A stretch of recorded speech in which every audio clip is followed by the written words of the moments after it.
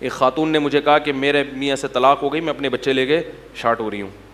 میں نے کہا آپ کو بچے لے کے شارٹ ہونے کی اجازت؟ بولو بھائی. کہ نہیں وہ تو بڑا ظالم ہے. میں نے کہا آپ کے لیے ہوگا, بچوں کے لیے باپ کیا ہے؟ نعمت, آپ نہیں دور کر سکتے. نہیں, میں نے کہا بھائی میں آپ کے مرضی کے مسائل نہیں بتاؤں گا جو آپ چاہ رہی ہو. آپ کے باپ کو بھی بچوں کو باپ سے ملوانا پڑے گا. ہفتے میں ایک رات بچے کہاں رہیں گے؟ باپ کے پاس. اور باپ سے میں نے کہا خرچہ تمہارے باپ کو بھی دینا پڑے گا خرچہ تمہارے باپ کو بھی دینا پڑے گا. خرچہ تم دو گے ساری زندگی, جب تک بیٹیوں کی شادی نہیں ہو جاتی اور بچے بالغ نہیں ہوتے یا کمانا نہیں شروع کر دیتے, اس وقت تک تم دو گے. لیکن تمہاری بیوی بچوں کو ملانے سے روک.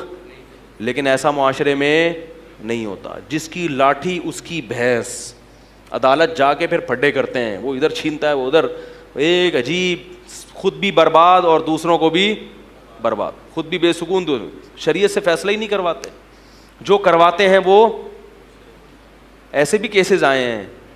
انہوں نے کہا ہم عدالت نہیں جائیں گے مفتی صاحب, کہ کسی عالم کے, میرے پاس بھی آئے ہیں بعض لوگ, مالی جھگڑے تھے ان کے, الحمدللہ بڑے آرام سے بیٹھ کے حل ہو گئے. کوئی پھڈا نہیں ہوا, بڑے آرام سے بیٹھ کے حل ہو گئے. لیکن لوگ مولویوں سے ڈرتے ہیں کہ کہیں یہ ٹکر نہ مار دیں, یہ پتہ نہیں کیا فیصلہ نہ کر دیں.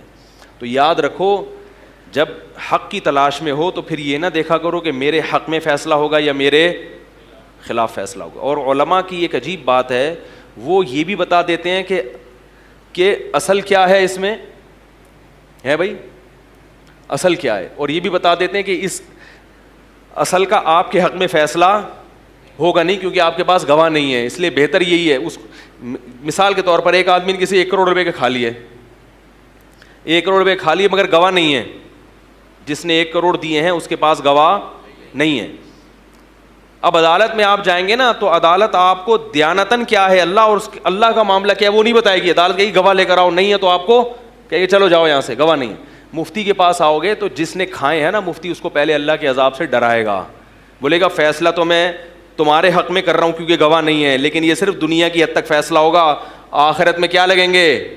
طبیعت سے چترول لگیں گے ٹھیک ہے, یہ حلال نہیں ہوں گے تمہارے لیے.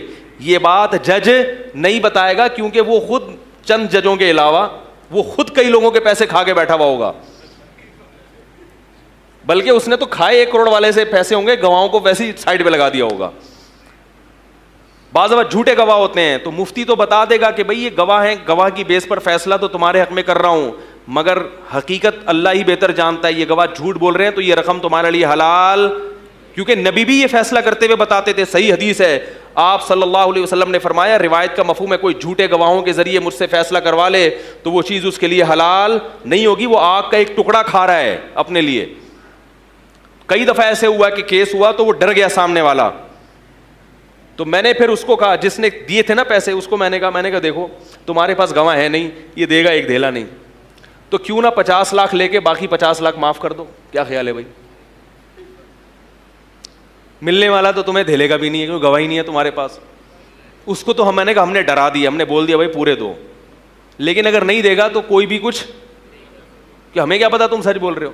اس کو ہم نے کہا بھائی دیکھ, اگر وہ 50 لاکھ لے کے باقی 50 لاکھ معاف کر دے تو کم از کم 50 تو تیرے لیے حلال ہو جائیں گے نا کیا خیال ہے اس پہ؟ کیونکہ وہ بھی مسلمان ہے, ڈرتا ہے, تو کیا ہوتا ہے پھر, کوئی ایک دھیلا بھی خرچ نہیں ہوتا اور فیصلہ آرام سے ہو جاتا ہے, اور مولوی صاحب کو بھی ثواب کے علاوہ کچھ بھی نہیں ملتا. سمجھ میں آ رہی ہے بات؟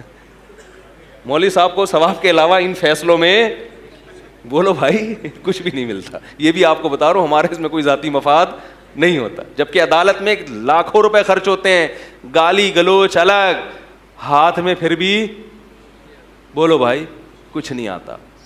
تو ہمارے پاس اسلام ہے, غیر مسلموں کے پاس اسلام نہیں. ہمارے پاس لا ہے اللہ کی طرف سے نازل کردہ, اس لا کی روشنی میں ہم فیصلہ کروا سکتے ہیں. ان کے پاس کوئی آسمانی قانون نہیں ہے, اور قانون ہیں تو غلط ہیں جو انہوں نے بنائے ہوئے ہیں, بہت سے قوانین غلط ہیں.